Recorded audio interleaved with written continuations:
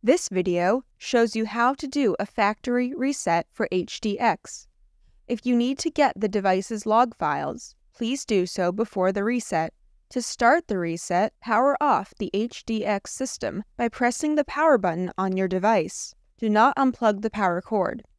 If technical support has instructed you to update the system during the reset, you would plug in your USB with the system update at this time. The following steps are the same with or without the USB. Next, straighten a paper clip. Insert it into the pinhole, then use it to press and hold the restore button. While holding the restore button, press the power button once. Keep holding the restore button for 5 more seconds, then release it.